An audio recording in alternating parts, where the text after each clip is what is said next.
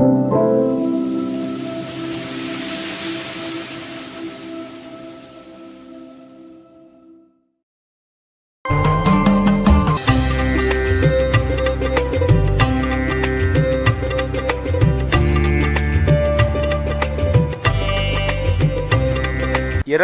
பிறவாமல் அவிநாசி திருப்புகழ்.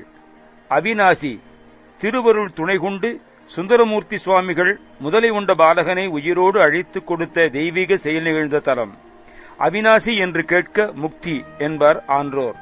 திருப்பூர் கோவை வழியில் அமைந்துள்ள இந்த தலத்தில் பெரும் கருணை நாயகையுடன் அவிநாசியப்பர், சுப்பிரமணியர், பாலதண்டாயுதபாணி, செந்தில்நாதன் சன்னதிகள் உள்ளன. இரவாமல் பிறவாமல் எனையாள் சத்குருவாகி.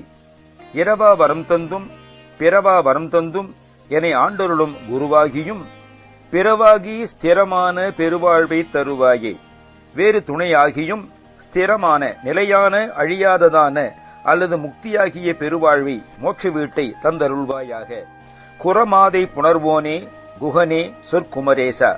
குரமாது வள்ளியை சேர்பவனே குகனே, எல்லோராலும் புகழப்படுகின்ற குமரேசனே, அறநாளை புகழ்வோனே அவிநாசி பெருமாளே. அறம் பொருள் இன்பம் வீடு என்னும் 4 புருஷார்த்தங்களையும் உபதேசிப்பவனே, அவிநாசியில் விற்றிருக்கும் பெருமாளே, பெருவாழ்வை மோட்ச வீட்டை தந்தருளுவாயாக. இரவாமற் பிறவாமல் எனையாள் சத்குருவாகி பிறவாகி திறமான பெருவாழ்வை தருவாயே.